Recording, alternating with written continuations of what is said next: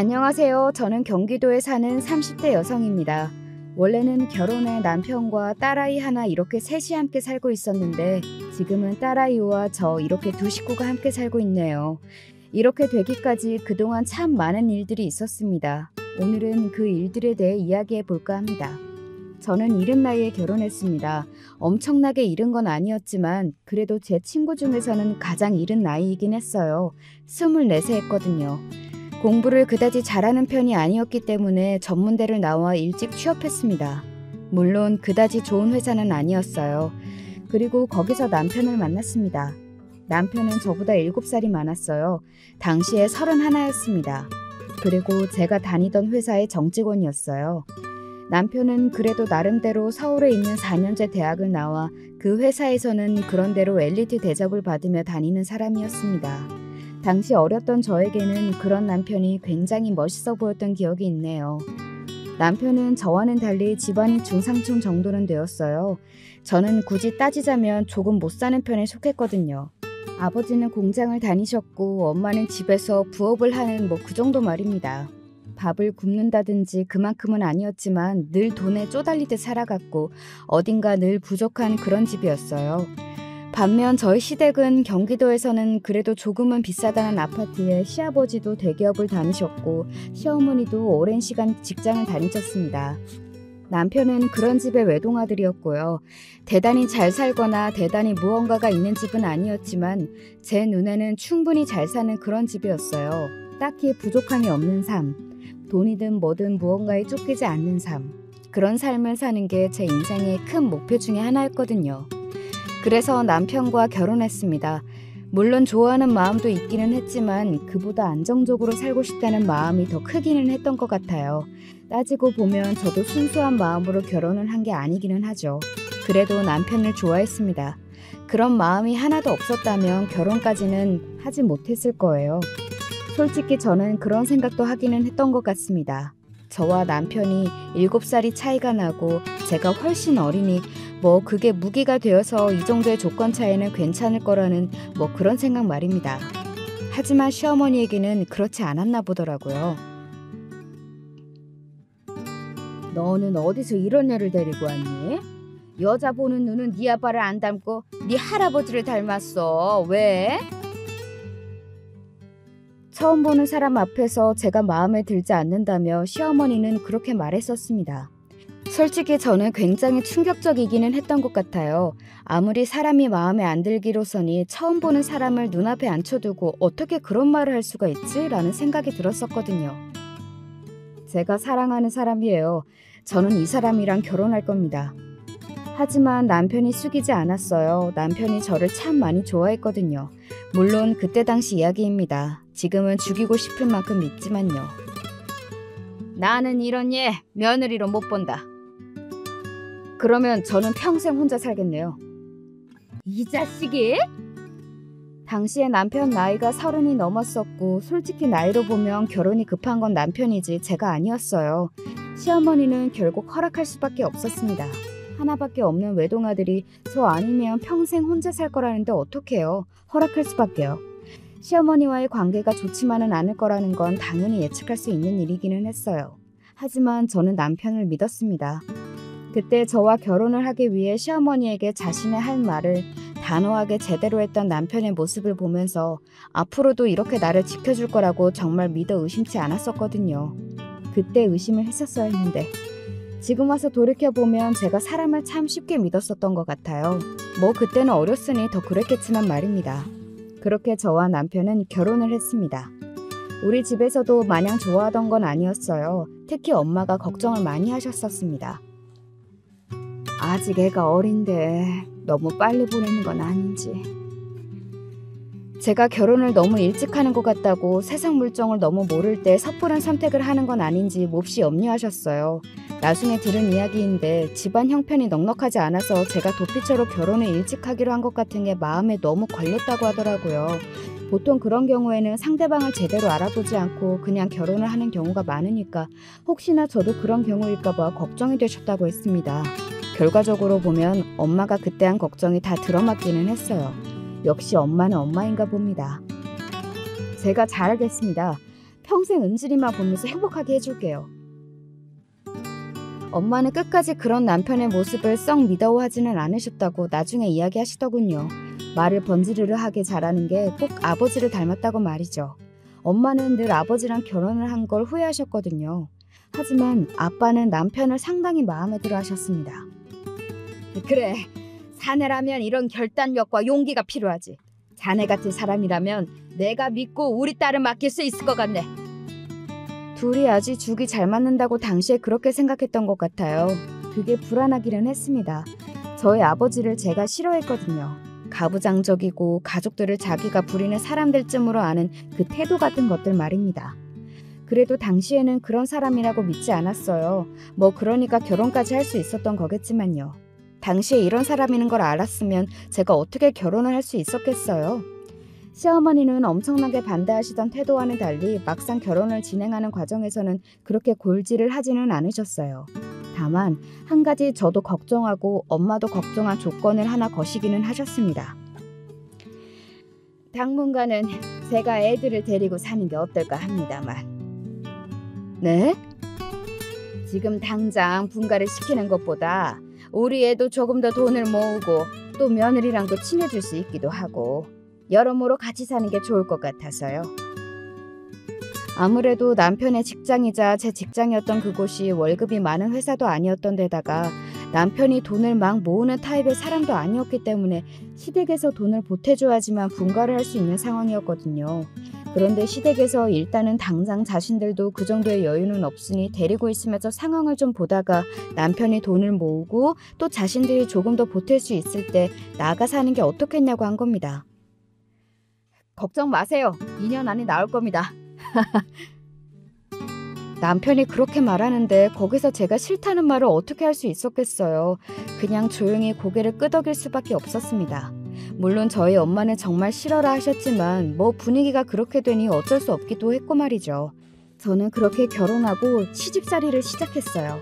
그리고 그 시집살이는 생각보다 훨씬 더 험난했습니다. 너는 제대로 할 줄 아는 게 뭐니? 못 배워먹은 애들은 다 이유가 있다니까. 그 머리는 장식으로 달고 다니니? 너같이 무식한 엄마 밑에서 태어날 애가 불쌍해서라도 내가 너 끼고 살아야겠다. 폭력에 가까운 폭언들이 매일같이 쏟아졌어요. 그거 아세요? 처음에야 그런 말을 한 귀로 듣고 한 귀로 흘릴 수라도 있지. 그게 반복이 되면 정말 내가 그런 사람인가, 내가 정말로 그만큼 모자라나 이런 생각을 하게 된다는 건 말입니다. 그러고는 결국에 세뇌당해서 자존감이 바닥을 치고 내가 정말 모자라는구나 라는 생각을 하게 돼요.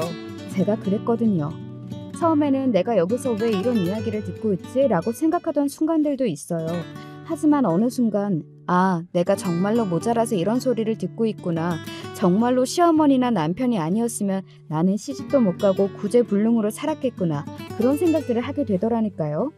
그리고 늘 제 편이 되어줄 것 같던 남편도 어느 순간 변했습니다. 나 너무 힘들어. 네가 뭐가 힘들어. 집에서 하루 종일 놀기만 하면서. 내가 무슨 놀기만 해. 살림하는데. 살림이 일이야? 돈 버는 것도 아니고. 그리고 그마저도 어머니랑 같이 하잖아. 너같이 팔자편한 옆에 애가 어디 있다고 힘들대? 결혼이 3년이 지나가니까 그렇게 변하더라고요. 간도 쓸개도 다 빼줄 것까지 굴었던 남편은 더 이상 존재하지 않았습니다.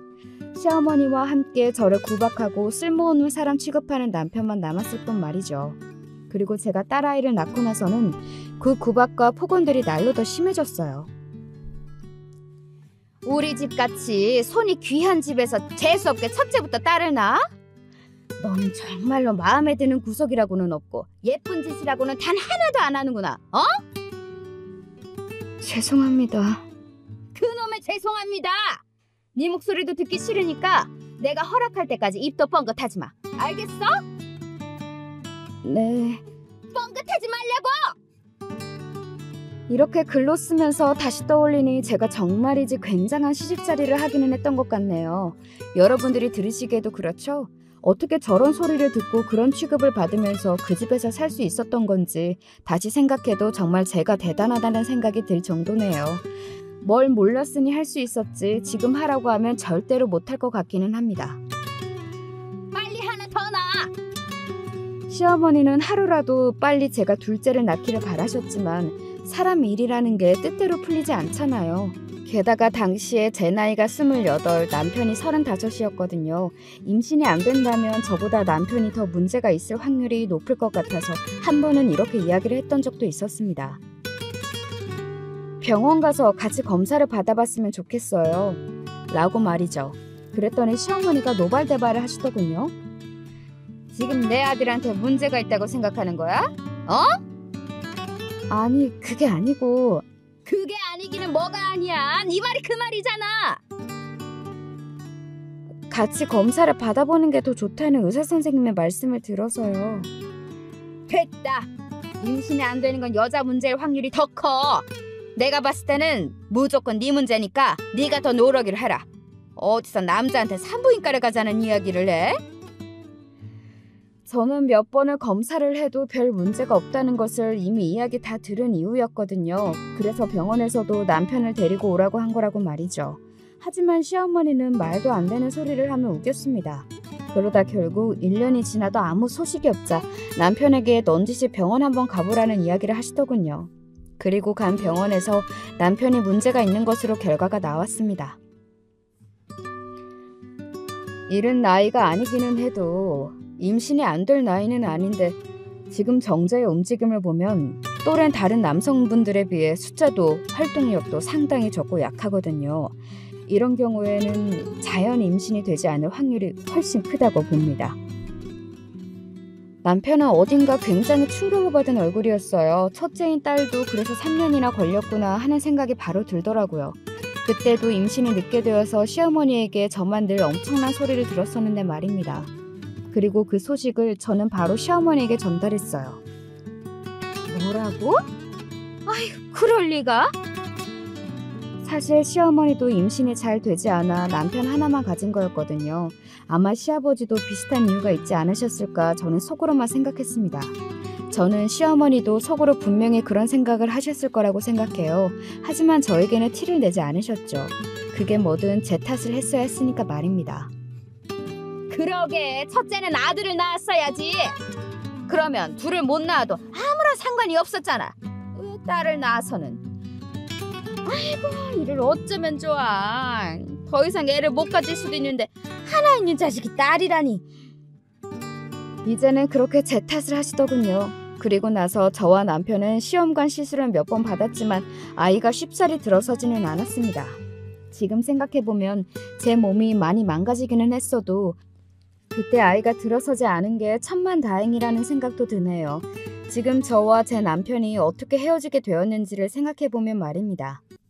아이를 가지지 못하는 날들이 길어질수록 시어머니는 저에 대한 폭언과 괴롭힘이 점점 더 심해졌고 저는 정말 하루하루를 버틴다는 마음으로 살았던 것 같습니다. 어느 정도였냐면 만약 저에게 딸아이가 없었다면 저는 진작에 그 집을 뛰쳐나오거나 좋지 않은 선택을 했을지도 몰라요. 그 정도로 저를 향한 시어머니의 괴롭힘은 심했습니다.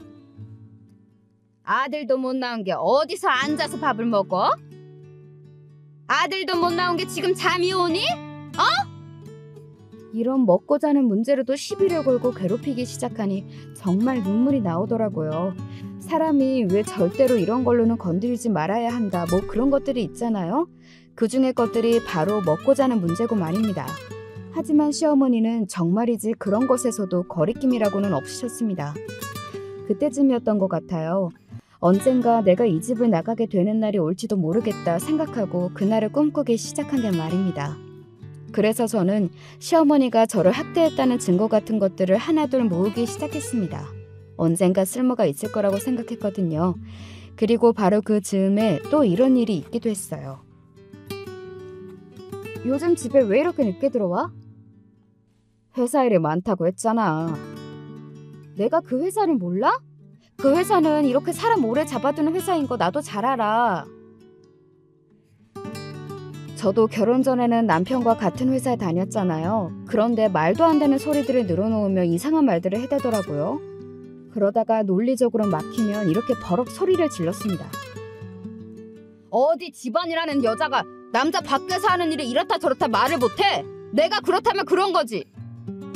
이런 식으로 말이죠. 정말 너무 꺼림칙했습니다.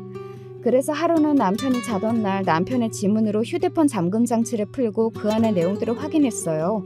아니나 다를까 바람이 났더군요. 그때 제 나이가 30을 넘어서고 있었고 남편은 40이 다 되어가던 나이였습니다. 그런데 20대 여자랑 바람이 난 것 같더라고요. 이번에도 회사의 직원인 것 같았습니다. 정직원은 아니고 계약직 직원 말이죠. 그 여자와 주고받은 카톡의 내용들을 보면서 분노보다는 슬픔의 감정이 먼저 저를 덮쳤던 것 같아요. 그 여자에게 하는 모든 말이 남편이 과거에 저에게 했던 말들과 거의 비슷했거든요. 너의 힘듦을 알고 나는 그것까지 다 포용해서 너를 사랑하고 뭐 그런 이야기 말입니다. 내가 집에서 살림만 하는 여자가 되어서 이제는 더 이상 젊고 아름답지 않아서 나를 이렇게 홀대하나 하는 생각이 여자로서 비참한 기분이 들기도 했던 것 같아요. 언젠가 남편이 이런 이야기도 했었거든요. 아무리 집에서 살림만 한다고 해도 이렇게 너무 후줄근하게 있는 건 아니지 않아? 어디 나갈 것도 아닌데 그러면 뭐 차려입고 화장하고 그러고 있어야 해? 왜? 내가 보잖아. 나는 아직 내 아내가 예뻤으면 좋겠는데?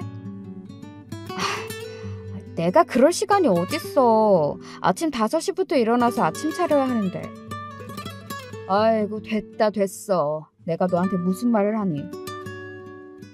아니 현실적으로 말이 안 되는 이야기를 하니까 그렇지. 제 생각인데 남편은 이미 그때부터 그 바람난 여자를 마음에 두고 있었던 것 같아요. 그러니까 사사건건 저랑 비교했던 거죠. 그 여자는 예쁘게 하고 회사에 출퇴근하는데 저는 아줌마가 되어서 집에서 살림을 하고 있으니까 말입니다. 서러웠습니다. 저는 이렇게 살고 싶어서 이렇게 사는 게 아니었잖아요.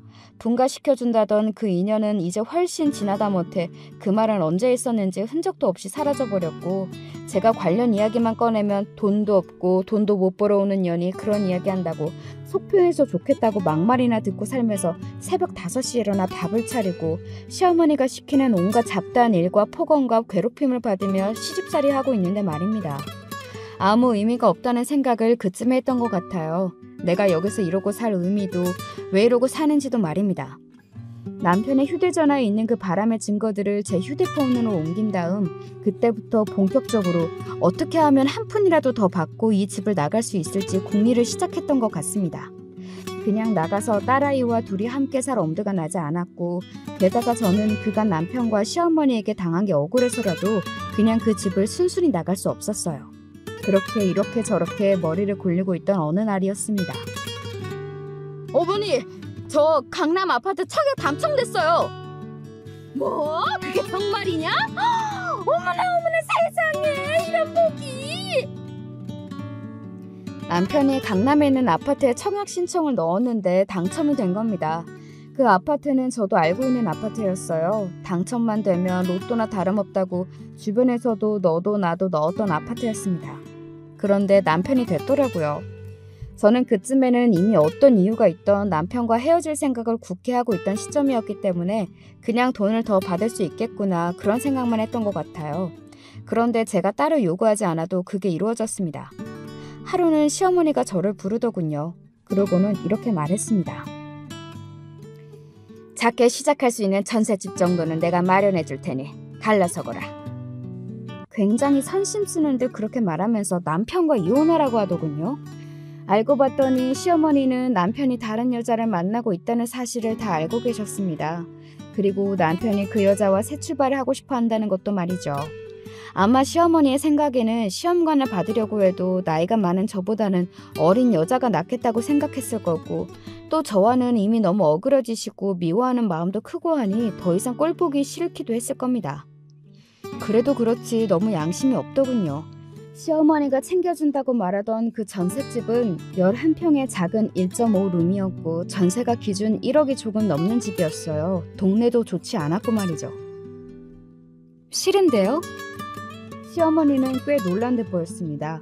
시어머니의 입장에서는 그만큼 저에게 굉장히 많이 챙겨주는 거라 생각했을 거고 또 평소에 고분고분 말을 다 듣는 사람이었으니 이번에도 조용히 받고 떨어질 줄 알았는데 싫다는 말이 나왔으니 말이죠. 뭐라고 했냐? 너 방금 싫다고 했냐? 네, 싫다고 했어요. 아니, 너 같은 애한테 이 정도나 준다고 하면 감지덕지하고 받아서 나갈 것이지. 지금 이게 어디서 주제도 모르고. 애비 바람난 거 다 알고 있어요. 저한테 증거도 있고요. 제 그 말에 시어머니는 입을 딱 다물더군요. 정말로 그동안 저를 바보 등신 머저리 취급하고 있었구나 하는 것을 단번에 알 수 있었습니다. 제가 알고 있을 거라는 생각은 정말 하나도 못한 듯 보였어요. 그게 뭐? 남자가 사회생활을 하다 보면 바람도 나고 그럴 수도 있지. 사람들도 그렇게 생각하는지 한번 볼까요? 저 소송할 거예요. 이게 어디서? 그리고 어머님이 그동안 저한테 막말하신 거, 괴롭히신 거 그런 것도 저한테 이미 다 증거 있어요. 제가 그동안 그냥 당하고만 있었을 거로 생각하세요? 시어머니는 그때부터는 굉장히 당황한 기색이 역력했습니다. 저희 시어머니가 외부의 시선에 굉장히 신경을 많이 쓰는 사람이었거든요. 그래서 저와 밖에 나가는 날에는 세상에서 가장 상냥하고 사람 좋은 시어머니 행세를 했고 말이죠. 그래서 동네 사람들이나 시어머니의 지인들은 시어머니가 저한테 집에서 이런 말과 행동을 한다는 것을 전혀 몰랐어요. 아마 꿈에도 생각하지 못했을걸요? 너 지금 나 협박하는 게냐? 어머님이 저한테 어떻게 하셨는지 그 누구보다 잘 아실 테니 그게 협박이라고 느끼시는 거면 어머님도 저한테 잘못하셨다는 걸 아시는 거네요? 다른 사람들이 알면 안 된다고 생각하시는 거죠? 시어머니는 그런 저에게 반박은 하지 못하고 이년이 하면서 부들부들 떨고 있기만 하더군요. 그런 시어머니에게 시어머니가 저한테 했던 이야기 몇 개가 녹음된 파일을 들려드렸습니다. 새삼스럽더라고요. 아마 시어머니가 느끼기에도 새삼스러웠을 겁니다. 자기가 그렇게 폭언할 때는 몰라도 그 폭언을 하는 자신의 녹음된 목소리를 듣는다는 건 말입니다. 가만히 듣고 있던 시어머니의 안색이 하얗게 질렸습니다. 저는 시어머니의 그 표정을 보고 확신할 수 있었어요. 내가 달라는 대로 주겠구나. 아니면 혹은 본인이 맡고 싶은 만큼 큰 금액을 나에게 주겠구나 하는 걸 말이죠. 그리고 며칠 뒤 시어머니는 저에게 5억을 주겠다고 했습니다. 물론 남편의 바람과 그리고 본인이 폭언했던 그 녹음본을 영원히 풀지 않는다는 조건으로 말이죠. 5억이나 되는 돈을 주겠다 이야기하는 시어머니를 보니 문득 이런 생각이 들더군요. 제가 그렇게 싫으세요? 그래. 그리고 이제는 더 싫다. 이렇게 음흉하게 뒤에서 남의 흠이나 잡는 아이라는 걸 알았으니 네 얼굴 보는 것도 너무 싫어서 온몸이 떨려. 그러니까 저한테 그렇게 안 사셨으면 됐잖아요. 나는 네가 처음부터 싫었어. 네 년이 강남 아파트에 편하게 사는 꼴을 내가 어떻게 보냐? 죽어도 못 보니까 이 돈 들고 썩 꺼져. 그리고 내 눈앞에, 내 아들 눈앞에 다시는 나타나지 말거라. 알겠냐? 시어머니와 제가 그렇게 이 결혼을 정리하는 동안 남편은 아무것도 하지 않았습니다. 정말 비겁하고 치졸하죠? 그래도 거의 8년을 한 집에서 부부로 살았는데 저에게 미안하다는 사과 한마디 없었어요. 그저 입을 꼭 다물고 가만히 자신의 엄마 뒤에 숨어서 이 모든 상황이 마무리되기를 바라고 있을 뿐이었죠. 새삼 내가 저런 인간을 남편이라고 믿고 의지하고 살았다니 하는 큰 후회가 밀려오더라고요. 그래도 모든 과거를 후회하지는 않으려고요. 어쨌든 저에게는 눈에 넣어도 아프지 않을 사랑하는 딸이 있으니까요. 그렇게 저는 남편의 외도도 시어머니 학대도 그 어디에도 발설하지 않겠다는 각서를 쓰고 5억을 받아 합의 이혼을 했습니다. 8년이 넘는 세월 동안 그렇게 갖은 학대를 받고 인간 취급을 받지 못하고 산 대가로 누군가는 적다고 생각할 수도 있겠지만 저로서는 그게 최선이었던 것 같아요. 변호사들에게 상담 받아봐도 소송으로는 그만큼 큰 금액을 받을 수 없을 거라고 했고 제 분풀이보다 앞으로 살아갈 날들이 더 중요하다고 저는 그렇게 생각했거든요. 저는 더 이상 그들과 엮이고 싶지 않았습니다. 얼굴만 봐도 그 시절에 제가 괴롭힘 당했던 일들이 트라우마처럼 떠올라 고통스러운데 복수고 나발이고 하고 싶다는 생각조차 들지 않았습니다. 사람들은 제가 이렇게 이야기하면 호구라고 생각할 수도 있겠지만 제 심정이 그랬어요. 그래서 그냥 어느 정도는 이 지옥 같은 곳을 벗어난다는 마음으로 신나서 도장을 찍어줬던 것 같기도 합니다. 그리고 진짜는 그 다음부터였어요. 정말 상상하지도 못했던 방향으로 일이 흘러갔거든요. 아마 들으시는 분들도 뭐 저렇게 되냐 하실 겁니다. 자, 이제부터는 그 이야기를 해드릴게요. 저는 받은 5억으로 집부터 계약했습니다. 전셋집을 들어갈 수도 있었지만 마음의 안정을 위해 집을 사고 싶었어요. 그래서 경기도에서도 조금 한적하다 하는 곳으로 이사를 알아보고 3억이 채 되지 않는 금액으로 딸아이와 둘이 살 수 있는 조그만 집을 얻었습니다. 친정집 주변이기도 했고 말이죠. 그리고 이사를 하자마자 운이 좋게도 저를 안쓰럽게 생각하던 지인을 통해 일자리를 소개받을 수 있었어요. 그래서 아이는 잠시 엄마한테 하루에 몇 시간 정도 맡기는 걸로 하고 일을 시작했습니다. 아이가 6살이 되던 해였기 때문에 어느 정도는 엄마 손을 조금 떠나도 되는 때이기도 했고 또 아이가 외할머니를 무척이나 좋아하기도 했어요. 저는 이혼하고 나니 인생이 잘 풀리는 것 같다는 느낌을 받으며 하루하루를 더없이 행복하게 지내고 있었습니다. 누군가에게 감시받지 않아도 되는 것, 폭언과 괴롭힘 등등으로부터 해방된 삶이 얼마나 안락하고 편한지를 느끼며 매일을 감사하게 지냈던 것 같아요. 그들이 떵떵거리고 살든 말든 솔직히 저는 관심이 없었습니다. 당시에 제가 무척이나 행복했거든요. 그래서 다 괜찮았어요. 하지만 옥보라는 건 있고 천벌이라는 건 있는 것 같더라고요. 얼마 지나지 않아 들려온 그들의 소식은 저로서도 놀랄 만큼 충격적이기는 했습니다. 우선 남편이 만났다던 그 여자 말입니다. 20대고 남편과 같은 직장에 다녔던 계약직 상간녀요. 그 여자가 사기꾼이었다고 하더라고요. 결혼하려고 시어머니가 이거저거 알아보던 중에 알게 된 모양이었습니다. 그 여자는 자신이 사기꾼이라는 게 들통이 나자마자 잠적을 해버렸고 말이죠. 그래서 여기서 무슨 사기를 당했느냐가 가장 중요하겠죠. 바로 그 아파트 청약이었어요. 그거 거짓말이래. 청약이 된 게 거짓말이라고?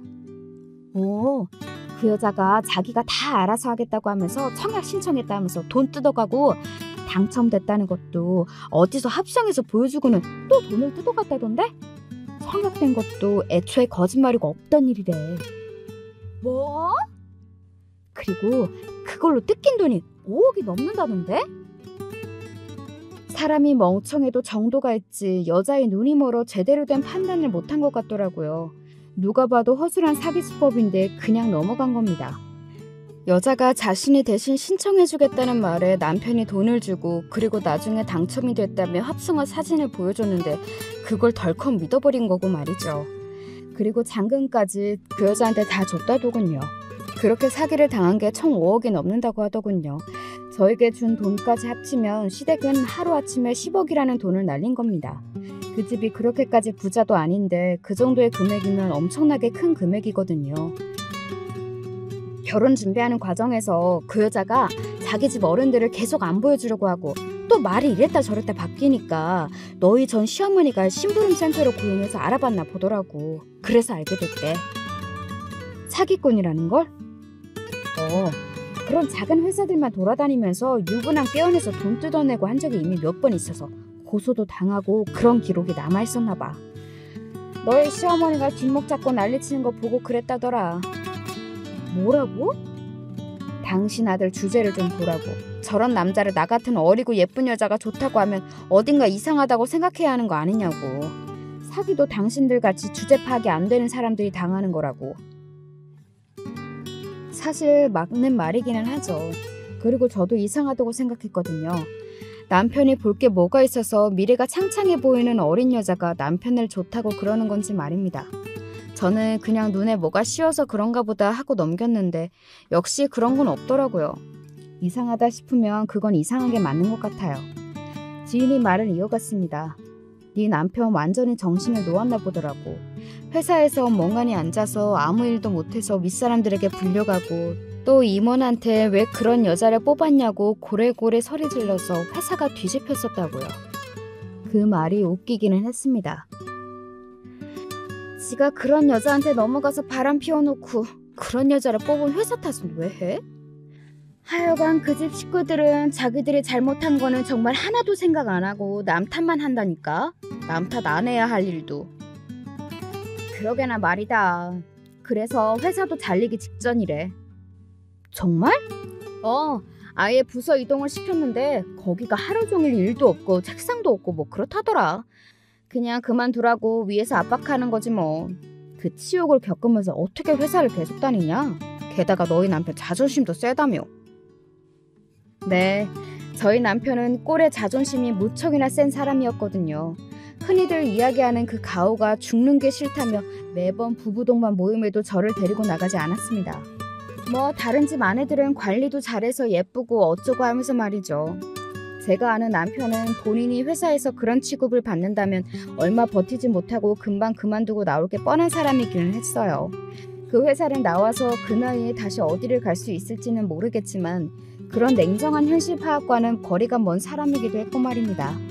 그리고 이번에는 또 다른 사람에게 들은 이야기인데 시어머니가 저를 학대했다는 것도 동네 파다하게 소문이 다 났다고 하더군요. 저는 정말로 소문을 낸 적이 없었거든요. 그래서 그게 어떻게 났나 했는데 사실은 동네 사람들도 은연중에 다 알고 있었나 보더라고요. 어딘가 늘 기가 죽어있는 제 모습과 간간히 집안에서 들리는 시어머니의 날카로운 고함소리 같은 거로 말이죠. 그리고 결정적으로 딸아이가 당시에 다니던 어린이집 선생님께 이런 말을 했다는 걸 들었습니다. 저는 그 말을 듣고 가슴이 참 많이 아팠던 게 기억이 나네요.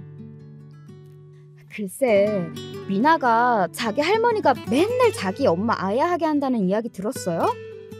그거 아무래도 미나 어머님이 시어머님께 학대당한다는 말 같죠?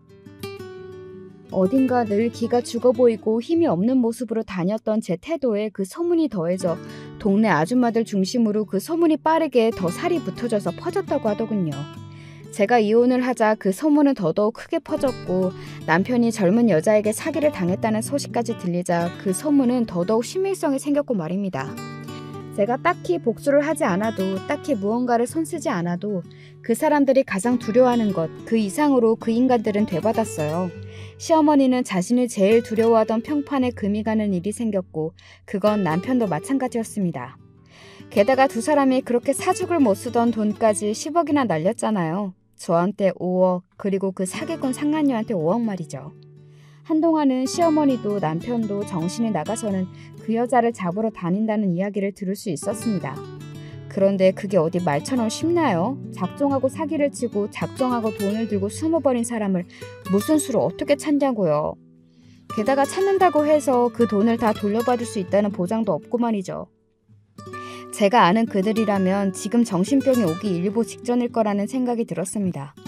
그리고 얼마 지나지 않아 남편이 스스로 회사를 그만뒀다는 이야기를 들을 수 있었습니다. 딱 예상대로였어요. 그 자존심에 그 성격에 자신을 그렇게 대접하는 회사를 오래 다닐 수 있을 리 없었습니다. 그때쯤 한 생각이 있어요. 언젠가 나를 찾아올 것 같아. 에이, 설마 아무리 그래도 사람이라면 그러면 안 되지. 염치가 있으면. 염치가 있는 인간들이고 사람이었으면 나한테 그런 짓을 할 수 있었겠어? 이제 본인들이 준 5억이 생각나겠지.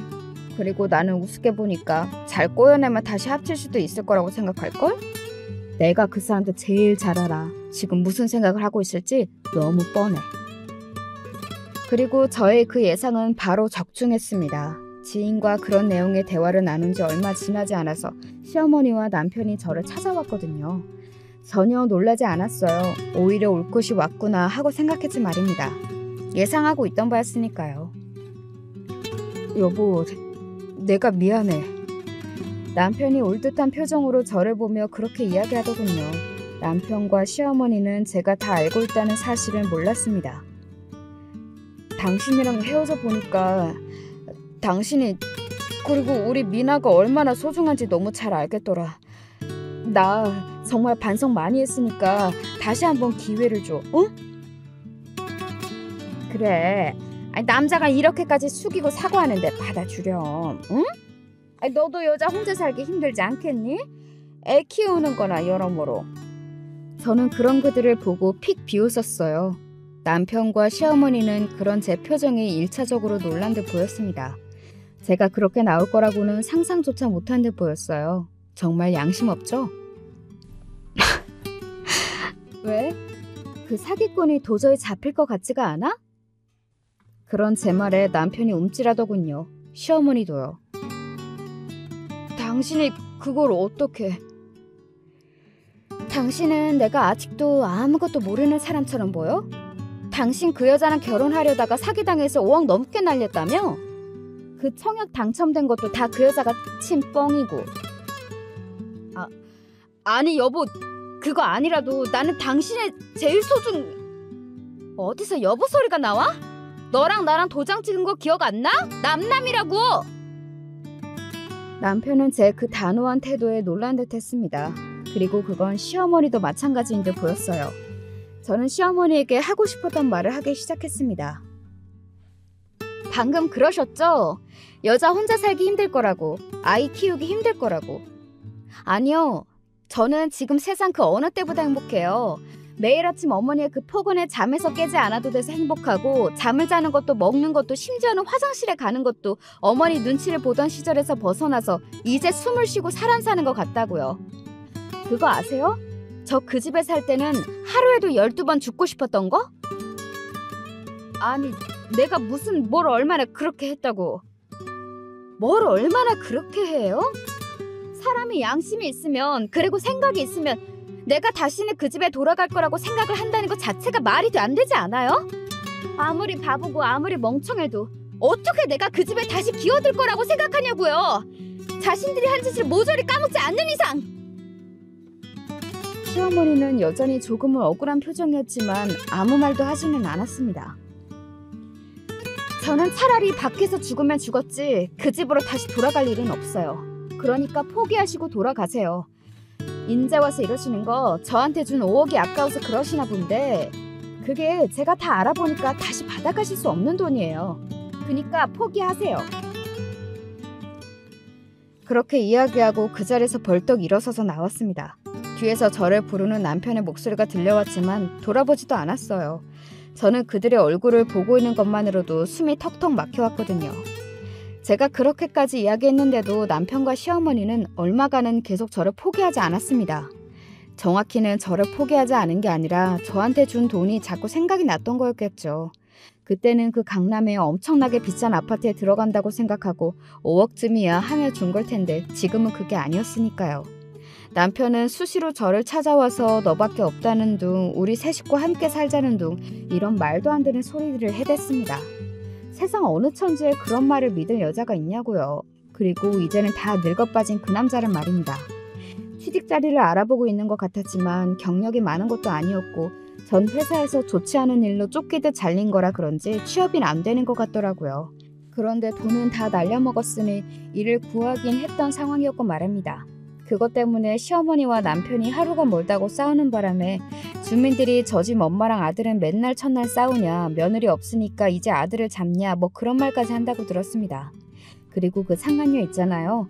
그 여자는 해외로 도피해서 사실상 잡는 건 불가능하다는 이야기를 전해 들을 수 있었습니다. 단순히 그 여자가 혼자 사기를 쳐서 달아난 게 아니라 그 무리, 조직 같은 게 있나 보더라고요.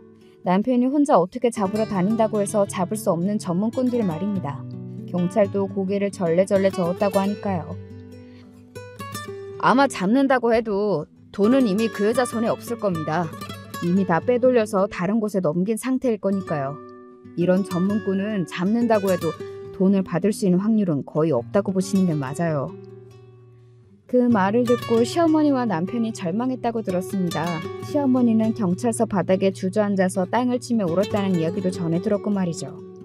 이런 걸 보면 업보라는 게 정말로 있나 싶기도 해요. 그리고 또 그런 게 있다고 느낀 것 중에 하나는 바로 이거였습니다. 너 들었니? 뭘?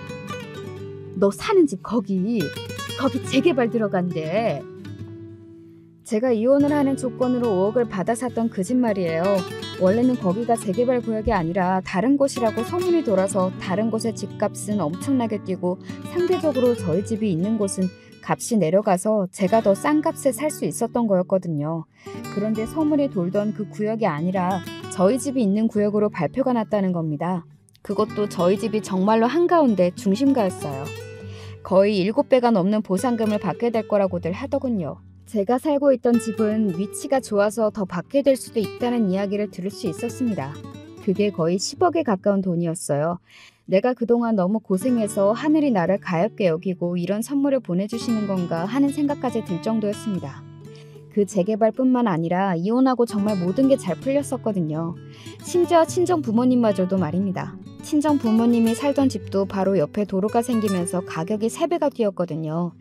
저도 지인이 소개해준 그 직장에서 일을 굉장히 잘한다는 이야기를 들으며 연봉까지 협상할 수 있게 되었으니까 말이죠. 정말 행복한 나날들이었습니다. 진작에 왜 이혼하지 않았는지, 뭐가 그렇게 겁이 났던 건지 과거에 제가 정말로 바보 같고 한심하다고 여겨질 정도로 말이죠. 그리고 그 재개발 소식은 얼마 지나지 않아 시어머니의 귀에 들어갔습니다. 득달같이 저를 찾아왔거든요. 내가 준 돈으로 그렇게 큰 돈을 벌게 된 거니까 나한테도 나눠줘야지 않겠니? 그게 당연한 거지. 이런 말도 안 되는 소리를 하루 말이죠. 그게 당연한 거라뇨? 그 5억은 저한테 주신 거고 도장 찍고 합의까지 다 한 제 돈이잖아요. 그 돈으로 산 집이 가격이 오른 건데 그걸 왜 제가 어머니한테 드려야 하는 거죠? 어머머머머, 얘 말하는 것 좀 봐. 양심이 없네. 제가 양심이 없다고요? 어디 한번 동네 사람들 다 불러놓고 이야기해준 다음에 누가 더 양심이 없는지, 지금 누가 억지를 부리고 있는 건지 물어볼까요? 너 이렇게 독한 애였니? 제가 독한 게 아니라 어머님이 너무 말도 안 되는 이야기를 하시는 거잖아요. 지금 무슨 소리를 하고 있는지 본인이 자각하고 있긴 하세요? 그렇게까지 이야기해도 시어머니는 도저히 돈이 포기가 안 되는지 계속해서 저한테 얼마를 달라고 요구하셨습니다. 그것도 참 기가 차다 못해 웃겼던 것 같아요. 처음에는 5억을 달라고 했다가 씨알도 안 먹히니 그 다음에는 3억을 달라고 했다가 요즘은 그러면 1억이라도 달라고 이야기하더라고요. 진짜 너무 웃기고 기가 차지 않나요? 법적으로 하세요. 법이요. 저는 그리고 그럴 때마다 법으로 해결하자는 것으로 답변하고 있습니다. 법적으로는 저는 아무 문제가 없다는 걸 이미 숱한 변호사들과의 상담으로 다 이야기를 들은 다음이었거든요. 아마 시어머니도 그걸 알아서 저한테 저렇게 억지를 부리는 걸 테고 말이죠. 저에게 이혼하라고 했을 때, 그리고 강남 그 청약 아파트와 20대라는 남편의 그 상간녀의 눈이 멀었을 때는 이런 결과는 시어머니도 상상조차 하지 못했을 겁니다. 그리고 지금 시어머니의 심정은 제가 그 누구보다 잘 알 수 있어요. 그 사람의 성격을 가장 잘 아는 게 저는 저라고 생각하거든요. 아마 시어머니는 지금쯤 분한 심정에 잠도 제대로 자지 못하고 있을 게 너무나 눈에 선하게 보였습니다. 자신을 속이고 나른 그 사기꾼 상간녀도, 그리고 이혼하고 너무 잘 살고 있는 저도 너무 화가 나고 생각하는 것만으로도 분이 차오를 거예요. 보통 제대로 된 사람이라면 그래도 자신의 업보가 있고 자신과 아들의 잘못으로 일어난 일이니 그만 잊고 새롭게 살아보자 라는 생각을 할 텐데, 시어머니와 남편은 그게 되는 사람들이 아니었습니다. 아니, 애초에 그게 되는 사람들이었다면 저에게 그런 짓을 하지도 않았겠지만요. 아마 시어머니와 남편에게는 잘 사는 제가, 그리고 어쩌면 영원히 잡히지 않을 그 사기꾼 상간녀가 평생 감옥과 같은 고통을 줄 거로 생각합니다. 떠올리고 생각할수록 화가 나고 분하겠지만 어떻게 할 수 있는 방법이 없으니까요. 게다가 계속 되새김질하며 떠올릴 테고요. 그런 그들을 생각하면 더더욱 행복하게 살아야겠구나 하고 매번 다짐하게 되는 것 같아요. 그게 최고의 복수라는 걸 제가 그 누구보다 잘 알고 있으니까요. 저는 이제 그만 여기서 사연을 줄여야 할 것 같네요. 어떻게 들으셨는지 모르겠어요. 재미있고 또 속 시원한 이야기가 되었으면 좋겠습니다. 많은 분이 그렇게 들어주셨으면 하는 마음으로 썼거든요. 그리고 저는 이제 어느 정도 마음의 정리가 다 되었어요. 상처도 치유가 되었고요. 아마 그러니 이 이야기를 남에게 할 용기도 생긴 거겠죠. 다음 달에 친정 부모님과 집을 합쳐 이사하기로 했습니다. 여러모로 같이 사는 게 더 좋을 것 같아서요. 제가 받은 보상금과 부모님이 받은 보상금으로 동네에서 가장 좋다는 아파트를 계약했거든요. 아마 이 소식도 시어머니는 들었을 겁니다. 그리고 무진장 배 아파하시겠죠. 요즘 장마가 시작됐는지 비가 엄청 많이 오는 날이 잦더라고요. 우산 꼭 챙겨 다니시고 여름에는 냉방병도 조심해야 하는 거 아시죠? 언제 어디서나 건강이 최우선이니까 늘 건강 챙기면서 사세요. 그래야 좋은 날도 오고 하더라고요. 끝까지 들어주셔서 감사합니다.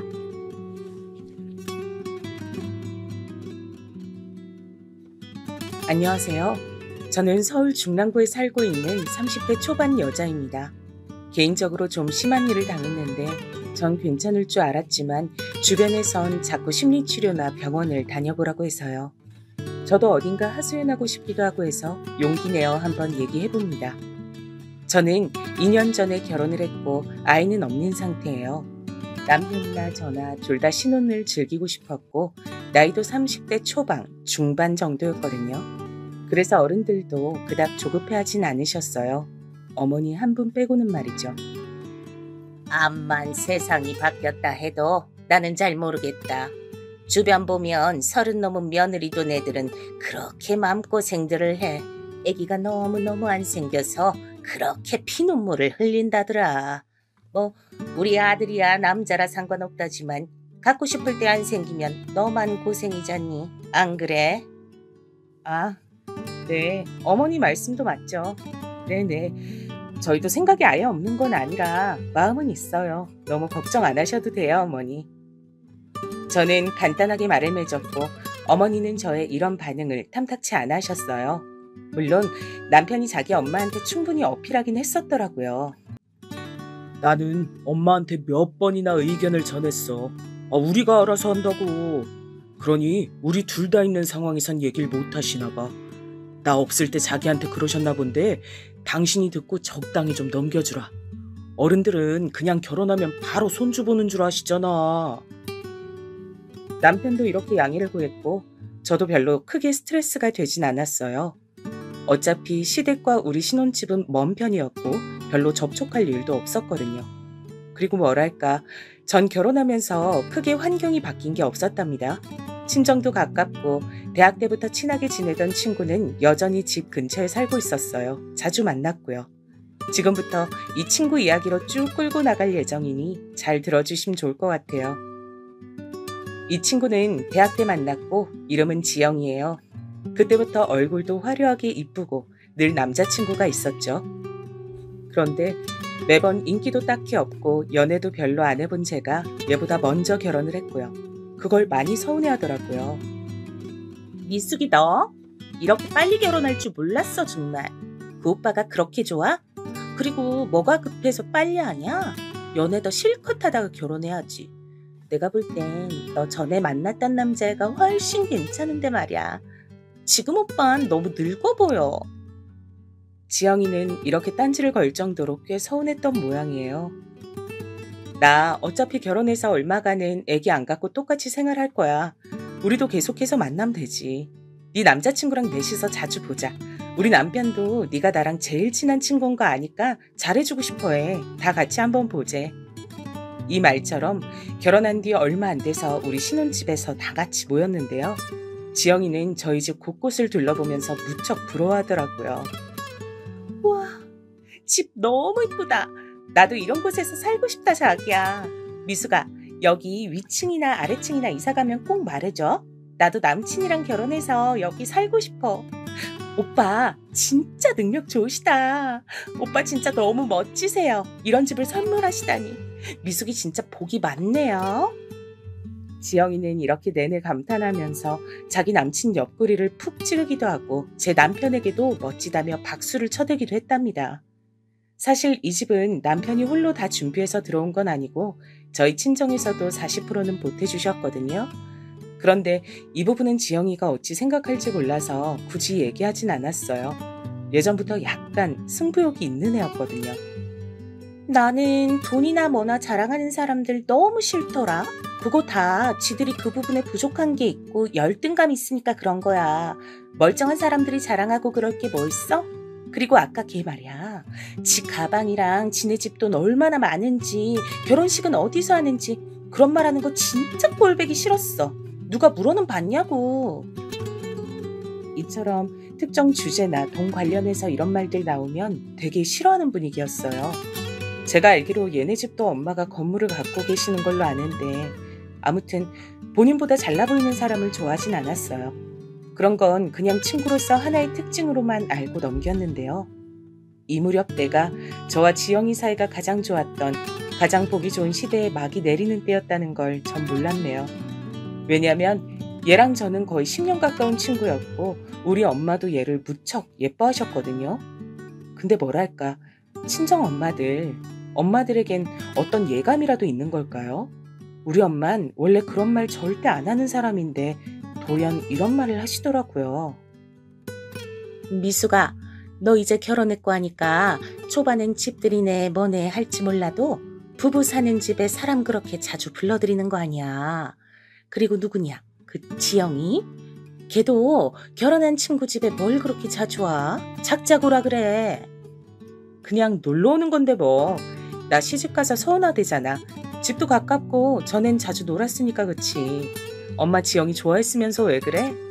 그게 암튼 뭐 그러는 거 아니야 어쨌건. 애인들끼리 있을 때 만나는 것도 아니고 남편이 있는데 알아서 자중을 해야지. 아유, 걔는 걔네 엄마가 그런 것도 안 가르친다니. 엄마는 묘하게 마음에 안 든다는 식으로 말을 하더라고요. 아무튼 저는 크게 신경은 안 썼고 지영이는 저희 집에 일주일에 한 번 정도는 왔었는데요. 저희 어머니랑 마주친 날이 있었어요. 근데 이땐 저도 약간 좀 고개를 갸우뚱하게 되더라고요. 우리가 아무리 친구지만 이건 왜 그러지 싶었는데 제가 예민한 걸까요? 어머, 미숙이 어머님이시구나. 아, 그럼 창우 오빠 어머님이신 거죠? 우와, 진짜 창우 오빠랑 어머님이랑 너무너무 닮으셨다. 오빠가 어머니 닮아서 그렇게 잘생겼던 거네요.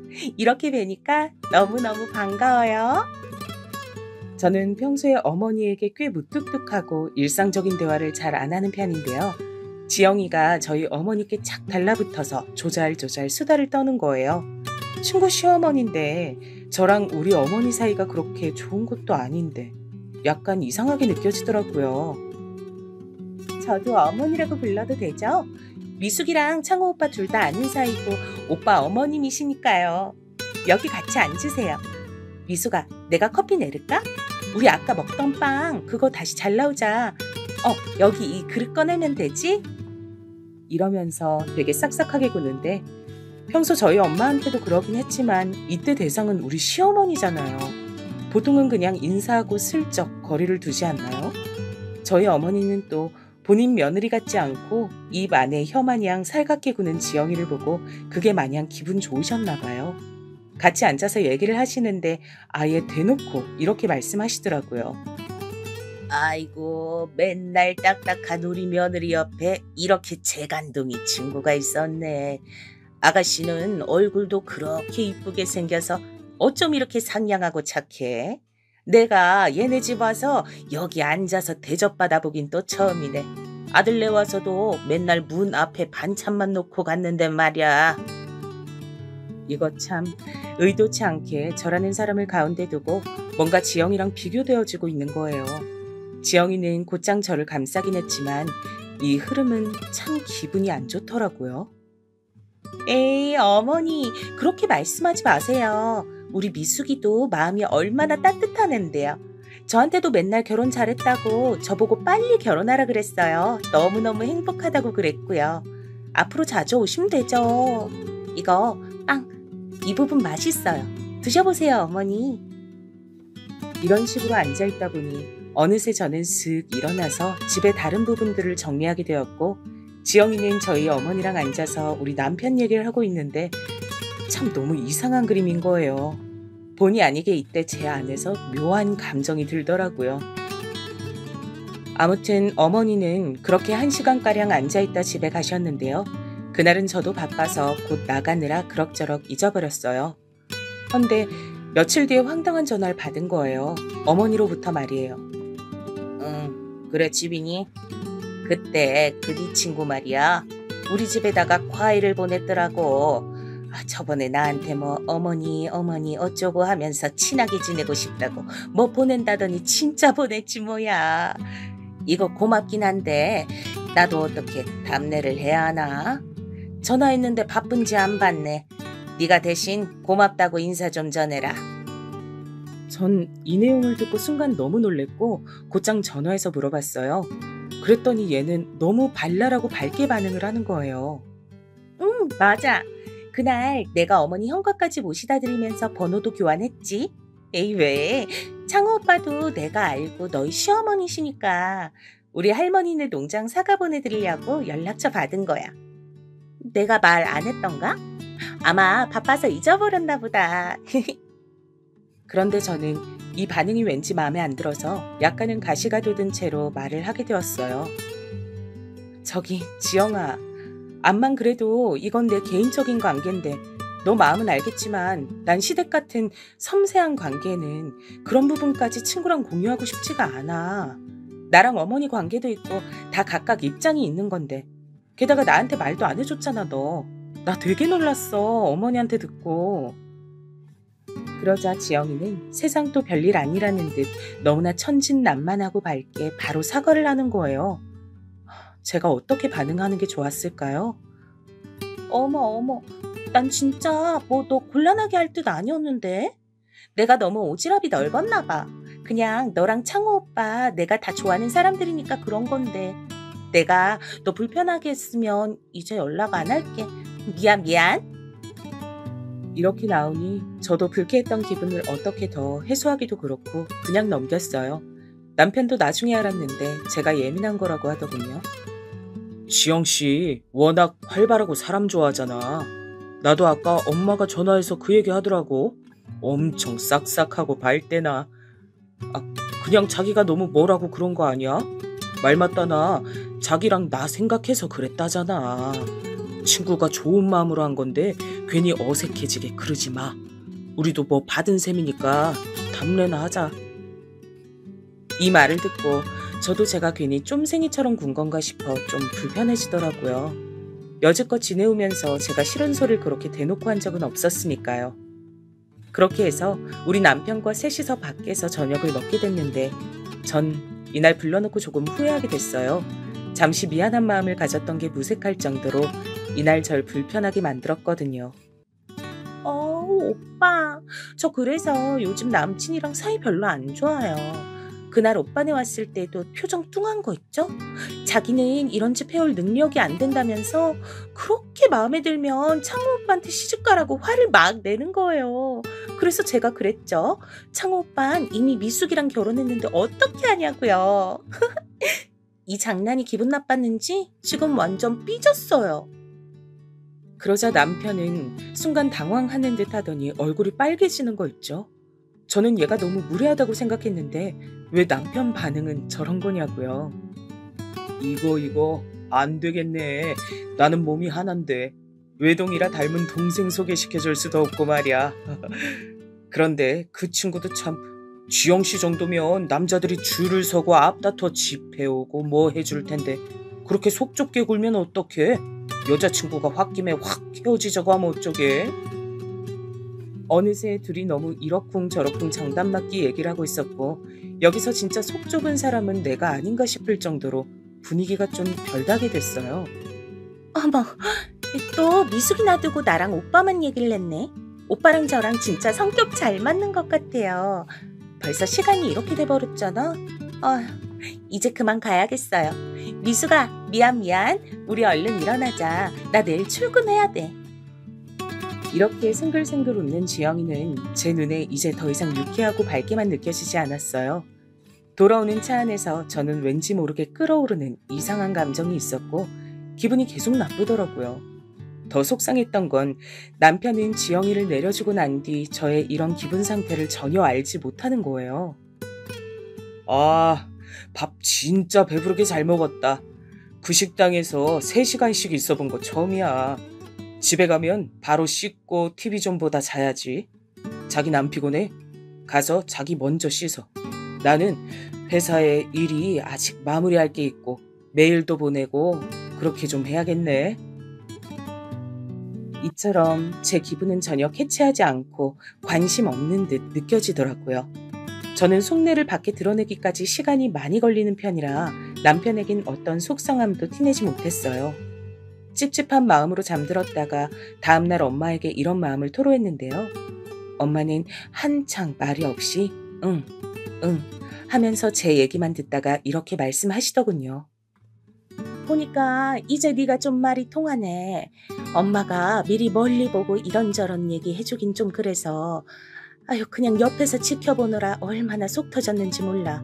너 지영이 기집애랑은 이제 거리 좀 더 바쁘다고 하고 자주 만나지 마. 고기집애 그런 타입이 꼭 사이에 남자 끼면 그런 식으로 머리 위에서 놀려고 한다니까. 그게 뭐야. 나도 기분 많이 나쁘고 별로긴 한데 엄마 말이 잘 이해가 안 가. 그렇게까지 나쁘게 봐야 돼? 얘는 너 네 엄마가 옛날 얘기하면 무슨 원시시대 얘긴 줄 알지? 인간은 어딜 가나 많은 군상들이 있는 거야. 엄마가 네 아빠랑 살고 어쩌고 할 때는 그런 애들 없었는 줄 알아? 꼭 저렇게 친구가 괜찮은 남자 만나거나 결혼한 것 같으면 그 상대를 탐내는 것들이 있다니까. 지영이 그것도 그런 기미가 다 보였어. 딱이잖아, 아주. 지영이도 그런 것 같다고? 근데 걔 예전에는 걔가 훨씬 남자친구 많이 사귀었고 나는 걔보다 반에 반도 못 만나보고 결혼한 건데? 왜 그러는지 난 이해가 안 돼. 자꾸 우리 남편한테 오빠 오빠 거리는 것도 이제 거슬려, 엄마. 그러자 엄마는 한숨을 푹푹 쉬시더니 되게 극단적으로 말씀하시는 거예요. 너 이 말 들으면 또 엄마한테 뭐라 할 것 같은데 어쩔 수 없어.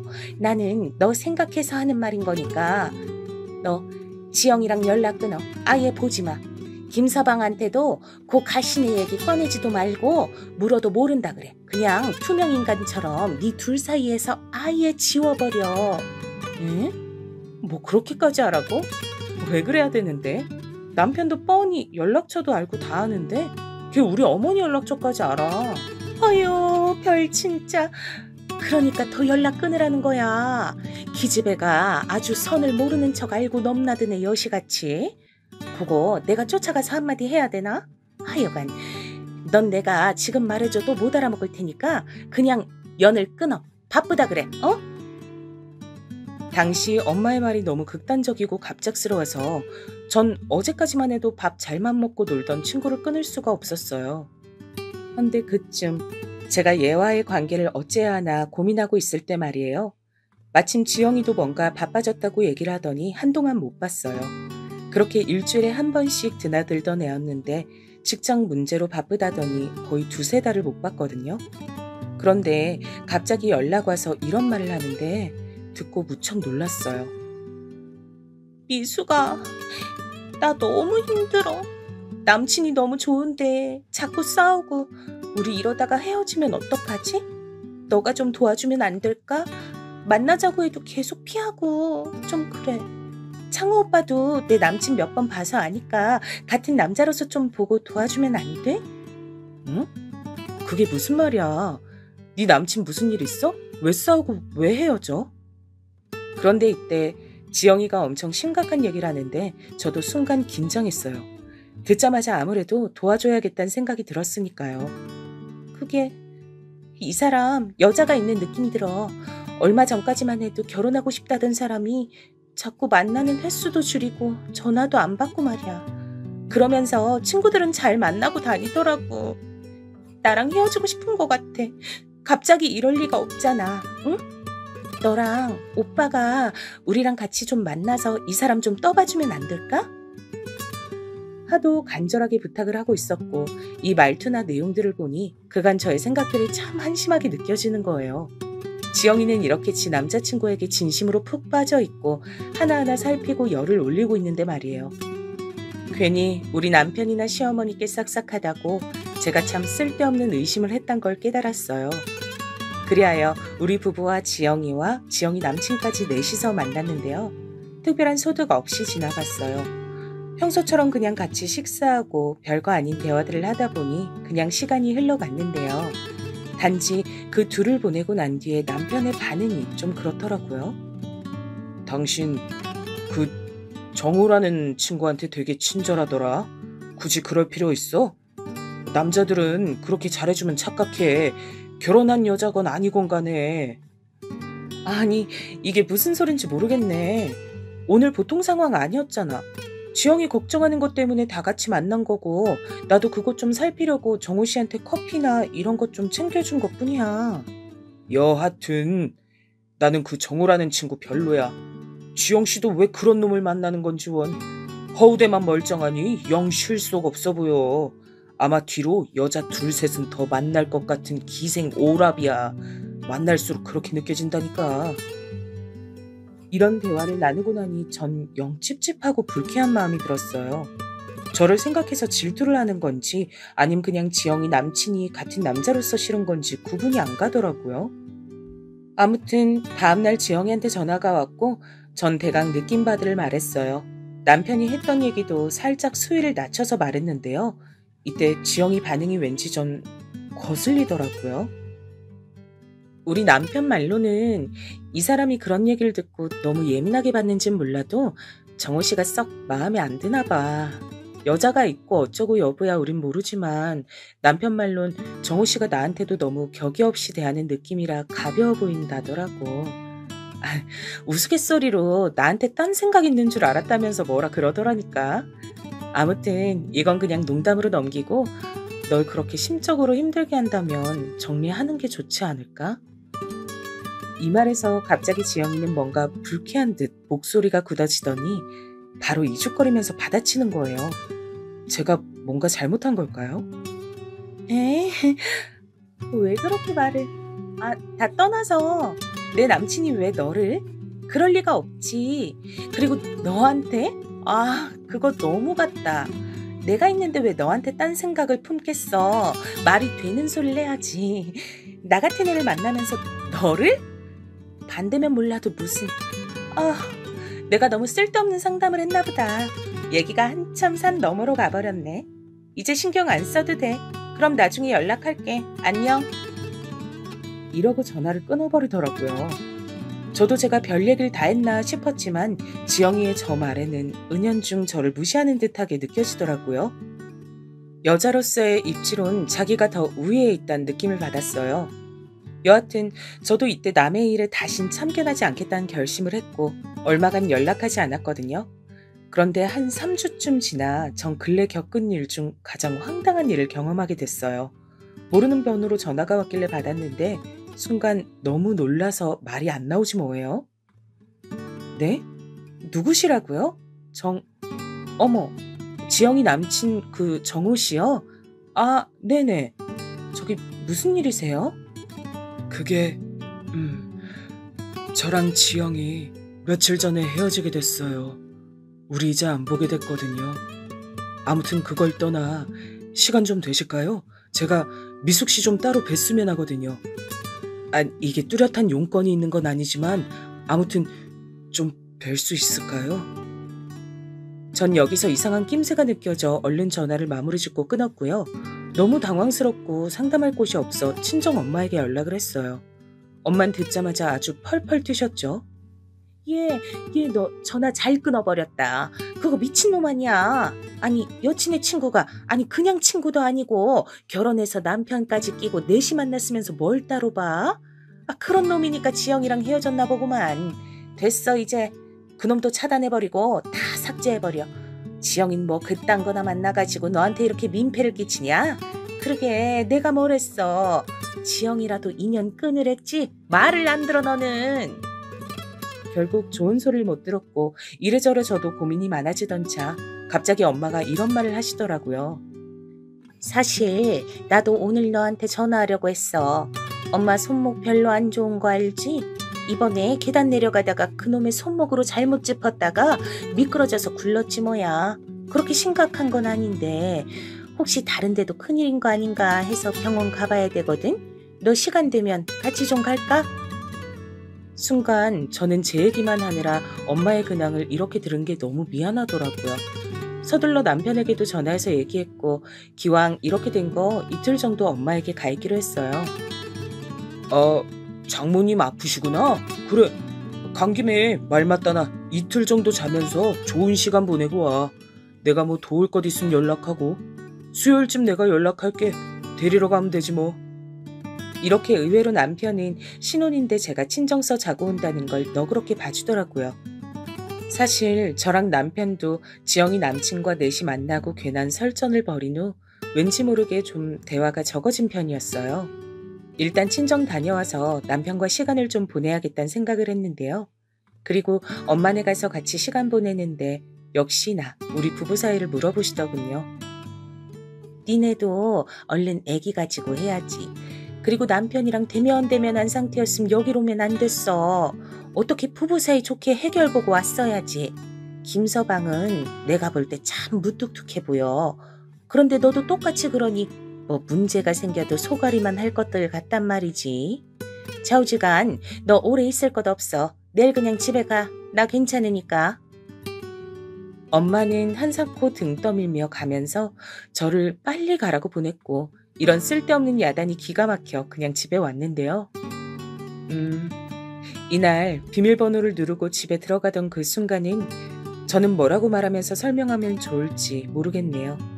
다시 그 전으로 돌아가고 싶은 건지 아니면 그런 일이 있어서 잘 됐다고 해야 하는 건지 모르겠지만 아무튼 그날 저는 문을 열고 들어간 제 집에서 어마어마한 영화 같은 장면을 맞닥뜨리게 되었답니다. 절 제일 먼저 반긴 건 다름 아닌 지영이었답니다. 미수가 너 내일 온다고... 아니... 그렇죠. 이렇게 저를 알아보고 인사해줬어요. 제 집에서. 이 집에 몇 번이나 놀러왔지만 비밀번호 같은 건 알 리가 없을 테니 당연 누가 열어줘서 들어왔을 테고 얘가 저도 없는 우리 집에 이렇게 온 건 깜짝 파티라도 열어주러 온 것이었을까요? 그랬으면 현재 제가 이렇게 홀로 서 있는 입장이 되지 않았을 텐데 말이에요. 그리고 지영이는 뭔가 이벤트 해주러 왔다거나 단순히 집에 방문한 손님 같아 보이지 않고 이제 막 씻고 뽀얀 얼굴로 제 샤워 가운을 입고 서 있었어요. 저는 그 모습을 보고 짧게 읊조렸어요. 안방에서 씻고 나왔네? 내 옷을 입고 있어? 화장대에 걸쳐둔 거 그거 주워서 입었나 봐. 그거 빨아야 되는데 그냥 두고 나간 건데 딴 거 입을래? 그러자 지영이는 뭔가 잘못한 게 있는 사람처럼 바들바들 떨면서 마치 귀신을 본 양 말을 몇 번이나 더듬는 거예요. 씻고 나와서 추웠던 건지 입술을 막 떨고 있었어요. 미수가 그게 아니라 그게 저기 아니 잠깐만. 그런 와중에 안방 화장실에서 곧장 수건을 머리에 뒤집어 쓰고 나온 건 바로 제 남편이었답니다. 역시 이 집에서 그러고 같이 나올 사람이 제 남편밖에 누가 더 있겠어요? 남편 역시 얼굴이 허옇게 질려서는 똑같은 말을 하더군요. 당신 내일... 아니 저기 당신 있잖아. 그게 잠깐만 나 옷 좀 제대로... 저는 곧장 옷방 쪽으로 발걸음을 옮겼고 신혼여행 때 썼던 캐리어 큰 것 2개를 꺼냈어요. 그리고 그걸 활짝 열어 그 안에 지금 계절에 맞는 옷들부터 차근차근 집어넣었답니다. 그런 와중에 지영이는 저를 쫓아나와 주절주절 뭐라고 말을 하는데 하도 웅얼거리며 말을 해서 잘 안 들리는 거예요. 좀 시끄럽게 느껴져 저는 슬쩍 제지를 했어요. 뭐라 그러는지 하나도 모르겠네. 잠깐만, 나 짐 좀 정리하고. 아, 커피 마실래? 그러고 곧장 부엌으로 건너가 제가 즐겨 마시는 커피 머신 버튼을 눌러놨어요. 이때 요란스럽게 울리는 커피 분쇄하는 소리에 지영이와 남편은 거실에서 더 움직이지도 못하고 각각 무슨 멍청한 짐승 마냥 우뚝 서서 안절부절하고 있더라고요. 커피 마실 거야? 지금 별로 안 들어있는 것 같은데 원두가. 일단 나 먼저 마신다.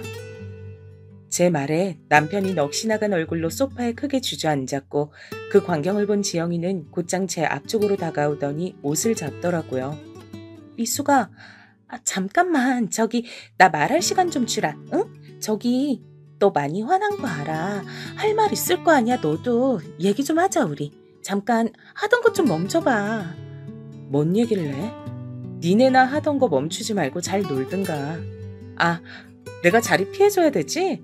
나 이것만 마시고 금방 간다니까. 있어. 편하게 있어.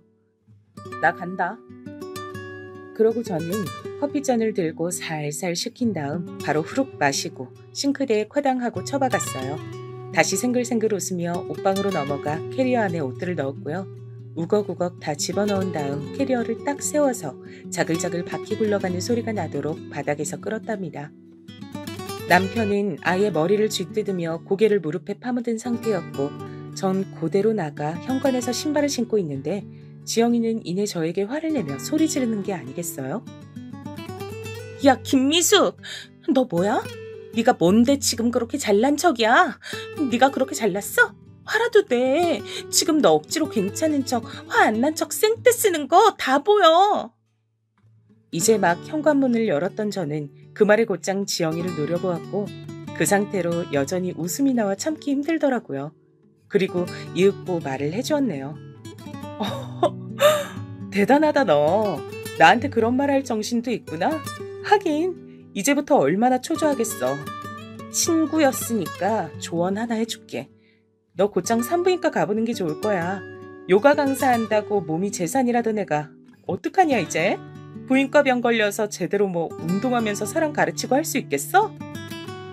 제 말에 지영이 얼굴은 울그락불그락하다 못해 아주 무지개색이 될 지경이더군요. 억지 부리지 마 너. 지금 이글이글 열받아서 나한테 엿먹이려고 뻥치는 거잖아. 진짜 추하다 너. 화낼 거면 화내봐. 자존심 상한다고 얘기해보라고. 내가 먼저 얘기해볼까? 창우 오빠가 먼저 연락했고 난 오빠가 하도 매달려서. 아, 됐어. 나 그동안 대충 눈친 챘어. 너 예전부터 내 거 쓸만한 거 있으면 맨날 달라 그러고 따라하고 가지려고 난리를 쳤잖아. 설마 했는데 야, 어떻게 결혼식까지 와서 가방순이하고 다 돕던 년이 친구 남편까지 잡아챌 생각을 해? 화를 내라고? 화는 진즉 그간 네가 내 남편이랑 아슬아슬 감정타기 하면서 나 놀리는 거 느끼면서 그때 실컷 지옥이었어. 제 말에 남편은 일어서서 저를 아주 애원하는 눈으로 보며 비굴하게 쭈뼛거렸고 지영이는 자기가 생각했던 반응은 아니었는지 눈이 마구 흔들리더군요. 근데 너 진짜 멍청하다. 적당히 연애하는 기분만 내고 끝내던가 끝까지 가버렸어. 기어코? 그런 거 안 했으면 끝까지 나 놀려먹고 속으로 비웃어가면서 여자로서 입지는 내가 너보다 한 수 위라고 우리 남편 감정 잔잔하게 이용해가며 놀 수 있었을 거 아니야. 얼마나 재밌어 그거. 그치? 너 그동안 재밌어 죽겠었지? 어? 이때부터 지영이는 마구 일그러진 누군가와 싸우기 직전에 그 사나운 표정을 짓고 절 쏘아보며 이를 막 갈더라고요. 얼씨구. 왜? 어머 무서워서 어떡하냐 나? 뭐라도 던질 기세네. 하여간 그렇게 적당히 놀고 말든가. 왜 잠자리하고 끝까지 갔어 이 멍청아. 아휴, 이제 우리 남편도 아닌 그냥 저 사람 말이야. 몸에 아주 균이 드글드글하거든. 나 부인과 치료 꾸준히 받고 있었고 아기 갖는 거 좀 시간 늦춰야겠다고 너한테 상담했던 것도 그것 때문이거든. 이 말에 지영이 동공은 엄청 확장되는 듯했고 남편은 제가 본인한테 상담 안 했던 얘기라 그런지 놀라서 뭐라고 반박하려 들더군요. 입 다물어. 입 열지마 당신은. 그간 내가 거부한 건 다 원인이 당신 때문이었던 거야. 그것도 모르고 발정이 나서 와이프 친구한테 그 더러운 균을 또 옮기고 있었어? 하여간 당신도 당신이다. 지영이 넌 어쩔래? 내 뒤통수 치려다 너는 온몸이 박살나게 생겼네? 불쌍해서 어째? 내가 써보고 버린 쓰레기를 네가 다시 굳이 주워가서 쓴다는데 뭘 맞겠어. 잘 써. 또 버리면 안 된다. 그러고 저는 캐리어를 질질 끌고 곧장 엘리베이터 버튼을 눌렀고 어안이 벙벙한 멍청이 둘을 두고 사라졌어요.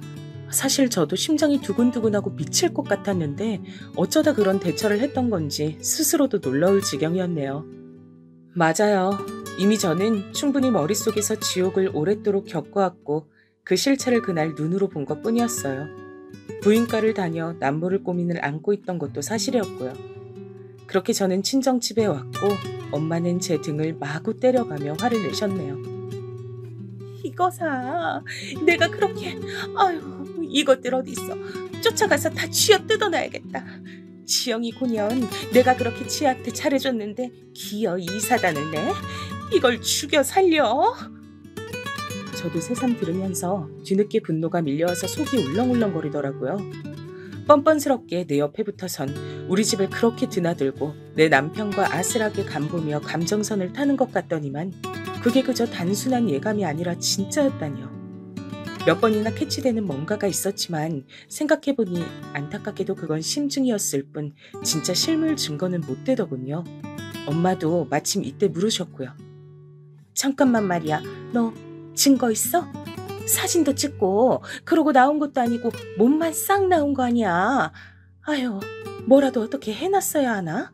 아유, 억울해 진짜. 그 말에 저는 정신이 번쩍 들었고 머릿속에 떠오르는 사람이 하나 있었어요.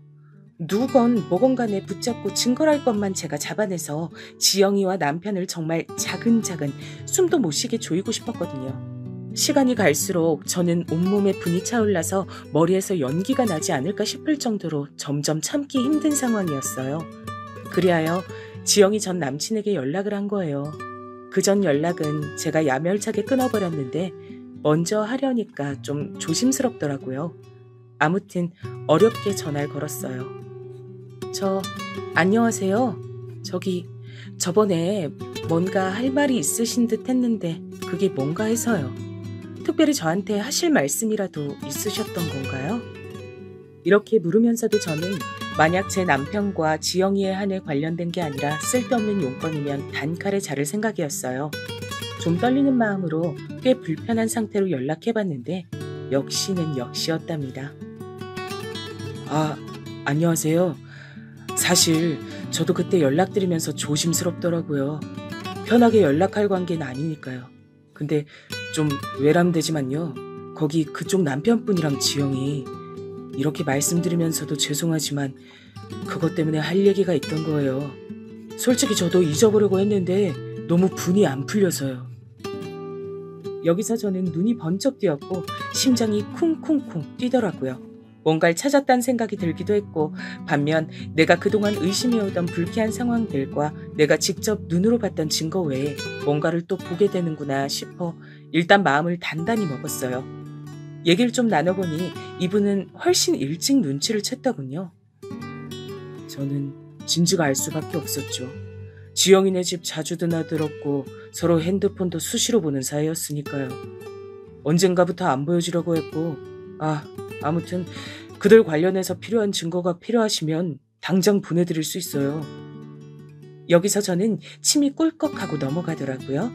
일단 숨을 고르고 다시 들었어요. 안 그래도 제가 지영이랑 헤어진 건 걔가 그쪽 남편분, 그니까 창호 형님 이랬던가요? 그분과 몰래 연락하는 카톡을 봤거든요. 비밀 메시지로. 그래서 제가 먼저 4시 만나게 해달라고 요청했고 말은 안 하고 그날 그 형님 하는 낌새를 살핀 것뿐이에요. 그럼 정훈 씨가 만나자고 그 자리를 만드셨던 거예요? 저보고는 그렇게 말 안 했거든요. 정훈 씨한테 여자가 있는 것 같다고 좀 봐달라면서 4시 만나자고 했던 거예요. 근데 아니었나 보네요. 이 말에 이분은 왈칵 화가 났는지 못 참으시더라고요. 뭐라고요? 제가요? 웃기네요, 진짜. 제가 자기를 의심하니까 본인이 먼저 나서서 별 사람 아니다, 증명해주겠다 그랬던 거예요. 그래놓고 뭐요? 저한테 여자가 있어요? 와, 기가 막히네요. 결국 지영이는 자기 남친이 의심해서 저렇게 요구를 하니 어쩔 수 없이 4시 본 거였던 거예요. 어쩐지 그때 왜 갑자기 그런 자리를 만들었나 했네요. 그것 때문에 저 역시 남편과 지영이의 사이의 의심을 살짝 거뒀었거든요. 이미 헤어졌지만 저는 증거 많이 갖고 있고요. 필요하다면 드릴 수도 있어요. 자꾸 거짓말하는 거 걸리고 여친 집 앞에 웬 남자 차가 있고 설마 했는데 그게 창호 형님이었더라고요. 저야 헤어지면 그만이지만 아니 헤어지고서도 솔직히 기분 더러워요. 근데 그쪽은 더 힘드시겠네요. 그 차가 저희 남편 차였다고요? 솔직히 저는 제가 눈으로 직접 본 증거는 없었는데 저 일단 눈으로 본 못 볼 꼴은 있었어요. 근데 정호 씨는 좀 더 아시는 게 많았나 봐요. 말로 설명드리기보다 그냥 사진 다 보내드릴게요. 지영이가 하도 잡아떼서 저도 열받아서 남겨뒀던 건데 제가 갖고 있어서 뭐 하겠나요? 걔 제가 알기로 두 분 결혼하시고 얼마 안 됐을 때부터도 창호 형님이랑 몰래 연락하고 있었다고요. 그리고 이미 아신다니 말하는 거지만 창호 형님도 어지간히 지영이한테 추파 던지시던데요. 일단 한번 다 확인해보세요. 휴, 저는 이런 동정과 걱정까지 받아가면서 그 증거들을 다 받았고요. 뒤늦게 분노들이 추가적으로 몰려오면서 제 눈으로 확인한 증거들을 토대로 복수를 계획하게 됐어요. 왜냐면 정말 가관도 아니더라고요. 그중 저를 가장 열받게 했던 것, 넷이서 만난 날, 그날도 뒤에서 몰래 연락하면서 이딴 말을 짓거렸던 내역이에요. 오빠, 왜 미숙이한테 정호가 관심 있어 보인다는 쓸데없는 말을 했어? 미숙이가 그 짧은 순간 나보다 지가 더 이뻐서 내 남친이 관심 가진 줄 착각했을 거 아니야. 기가 막혀 진짜. 걔는 맨날 나한테 밀렸어. 나한테 안 된다니까. 그건 그냥 내가 정호 씨한테 질투나서 한 말이야. 그날 보니까 꼴 보기가 싫더라고. 별 뜻 없이 한 말이야. 당연히 자기랑 와이프랑 어떻게 비교를 해. 자긴 내가 첫눈에 반해버린 사람인데 진짜 심장이 멈추는 줄 알았다니까. 이따위 대화들을 나누면서 이들은 얼마나 스릴 있고 재밌었을까요?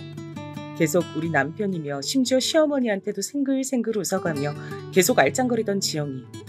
저한텐 전혀 그런 의도가 없는 듯 아주 뻔뻔하게 굴었어요. 저희 엄만 제발 조용히 끝내라 했지만 전 그러고 싶지 않았어요. 엄마, 나 평생을 인연한테 당한 기분이야. 이건 친구가 아니라 금수반도 못하고 짐승도 비교하기 불쌍할 정도야. 친구랍시고 보냈던 날들은 내가 지보다 못나 보이니까 편해서 어울렸던 건가 봐. 심지어 남편까지 불러서 관계까지 가져? 나는 좋게 끝내주고 싶지가 않아. 아유, 모르겠다. 네가 내 말을 언젠 들었냐? 그럼 다 됐으니까 너한테 손해만 안 가게 일 더 안 커지게 마무리 잘 해봐. 그렇게만 된다면 뭐가 문제겠어. 그리하여 저는 머리를 열심히 굴려 일단은 남편에게는 특별히 뭔가 경고를 한다든지 연락 같은 것을 일절 취하지 않았어요. 남편은 계속 안절부절 제 눈치를 봤고요. 잠깐 친정에서 머리만 식히겠다고 했더니 외려 벌벌 떨더라고요. 그래 여보, 나 기다리고 있을게. 기다리고 있어 정말. 자기가 생각하는 그런 일들 아니 내가 다 잘못했어. 제발 기다릴게. 연락 줘야 돼. 응? 우선은 저는 알겠다고 답하고 한숨을 훅 쉬며 끊었고요. 엄마 집에 있으면서 며칠 고민해봤습니다. 남편도 남편이지만 지영이 인연을 먼저 싸그리 다 망가뜨리고 싶었어요. 뭔 낯짝인지 저희 친정집까지 찾아왔고 엄마는 아무것도 모르는 척 애써 외면하고 들어오셨다더군요. 그거 미친년이야 진짜. 아직도 너랑 내가 만만한 거지. 할 말이 있다고 오해가 있는 것 같다면서 과일 바구니 들고 왔지 뭐냐. 나 당뇨 있어서 이런 거 못 먹는다고 너랑 연락을 하고 오던지 하라고 그냥 내보냈어. 으휴. 이 말에 저는 활활 타올라 빠르게 여기저기 알아보면서 자문을 구했고요. 급기야 일을 저질렀습니다. 그건 지영이가 요가 강사로 일하는 상가 커뮤니티에 익명의 글을 올려 유부남 꼬셔서 바람 피운 강사가 있다고 슬쩍 인상착의를 흘리는 일이었어요. 그리고 많은 이들이 보도록 조회수가 한 1000이 될 때까지 기다렸다가 삭제해버렸습니다. 결국 소문은 순식간에 퍼졌는데요. 반응이 바로 왔던 건지 지영이는 저한테 한 3일 뒤쯤 전화해서 난리를 치더군요. 김미수, 너 이런 애였어? 제대로 확인도 안 하고 내가 그렇게 설명한다고 했는데 너 나를 유부남이랑 바람난 상간녀로 만들었더라? 난 그런 글 쓴 적 없는데? 그리고 그거랑 상관없이 너 웃긴다. 상간녀 타이틀 막상 머리에 써보니까 분해? 아니라는 증거 한번 촘촘히 따져서 줘봐 그럼. 그리고 생사람 잡지 마. 내가 썼단 증거 있어? 지영이는 여지껏 대학 일에 살아오며 자기한테 순둥하게 받아주기만 하던 제가 반격한 것에 꽤 충격을 받았더라고요. 그리고 남편에게도 통보했어요. 나는 당신이랑 다시 살아볼 생각인데 계속 지영이 만날 거야? 만날 거면 난 이혼당하기 억울해서 시댁에 다 알리고 당신 회사 팀에도 알려서 자문을 좀 구해보고 싶어. 어떻게 하고 싶어? 이 말에 기겁을 한 남편은 그날 저한테 걸리고 꽤 인간답지 못한 삶을 살았던 건지 허겁지겁 수습하려 들더군요. 나도 당신이랑 살 거야. 정말 설명할 기회를 줘. 지영씨, 아니 그 친구 정말 다신 안 봐. 연락도 될 뭣도 없이 다 지워버리고 정리할게. 나한테 기회를 줘. 제발 여보.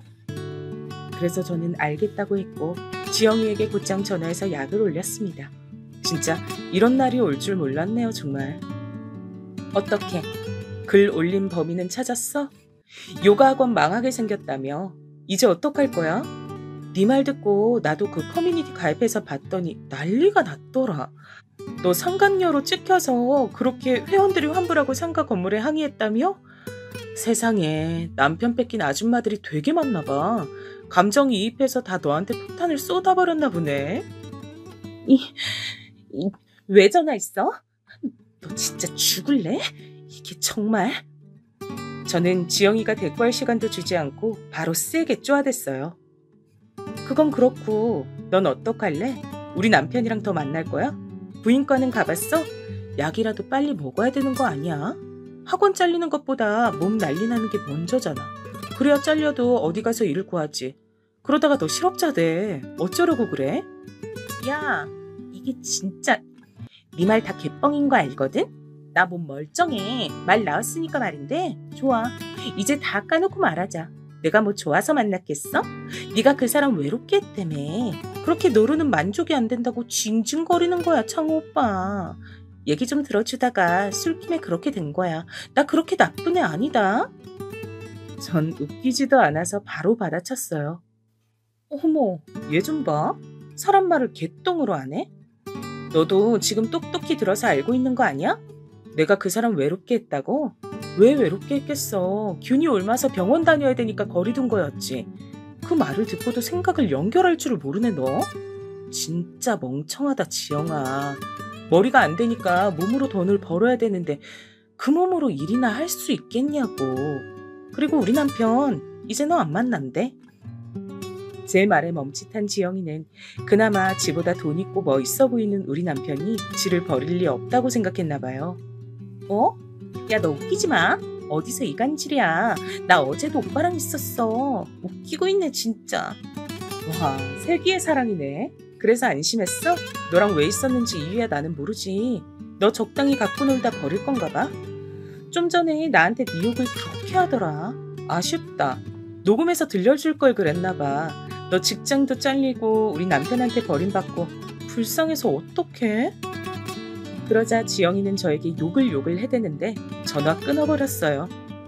이후로 저는 그간 받아둔 증거들을 싹 모아서 남편에게 이혼 통보를 했답니다. 안 하겠다고 하지 않았냐던 남편이 난리를 치고 물고 늘어지고 어머니까지 오셔서 마구 항의를 하시길래 저는 증거들 다 제시했어요. 회사에 다 불겠다고 엄마까지 나섰고요. 어머니, 지금 너무 주제를 모르시는 것 같아요. 이혼 안 한다 그랬으면서 이러는 게 어딨냐고요? 어머니 아들이 며느리 친구랑 놀아난 건 눈 감고 안 보고 싶으시죠? 자꾸 이러시면 저 괘씸죄로 계속해서 더 돈 요구할 거예요. 어머니 아들 회사에도 다 불어버릴 거고요. 어머니는 결국 이런 부분에서 멈칫하시고 남편도 저한테 뭐 입이 100개라도 할 말이 있겠나요? 그리고 상간녀 소송까지 걸어 지영이 년이 돈 없다고 악을 쓰는 걸 걔네 엄마한테까지 알려서 기어이 받아냈네요. 이런 일로 연락드리기 싫었는데 진짜 어쩔 수가 없어서요. 이번에 돈 안 주시면 저 화병 나서 죽을 것 같아요. 진짜 사고 칠 것 같은데 그냥 이 돈 주시고 딸 뒤처리 하실래요? 아님 일 크게 만드실래요? 간만에 연락이 된 지영이 어머니는 이 소식에 기겁을 하셨고 어쨌건 본인 자식 편에 서서 뭐라 수습하시려다 결국 돈 주시고 연락 끊으시더군요. 그리하여 저는 이래저래 금전적으로는 없는 것보다 나은 돈 잘 받아 챙겨 이혼했고요. 지영이는 대학 동기인 친구한테 들은 얘기로 오죽 지인이 없고 뭐가 없으면 거기까지 연락이 가서 일자리를 소개시켜달라 했다네요. 여하튼 상황은 안 좋은 걸로 알고 그 이후의 근황은 모르겠어요. 남편은 이혼하는 끝물에 저를 엄청 원망하는 듯 하더니 이유가 있었더라고요. 이혼하면 안 되는 아주 극보수적인 시댁 집안에서 사람이 아닌 존재로 찍혀서 따로 나와 산다고만 들었어요. 뭔가 지원도 못 받고 험한 상황이 있을 걸 예상하니 이혼하기 싫었나 보죠. 그러니 더더욱 저런 꼴을 당해도 싸다고 생각합니다. 저는 이제 앞일을 어떻게 할지 뭘 할지 정하진 않았지만 이혼으로 인해 생긴 돈이 얼마 있으니까요. 상처받은 마음은 돈으로 잘 치료하고 새 길을 살아가 보려고 해요. 그럼 모두들 건강하시고 아프신 분들 없길 바랍니다. 감사합니다.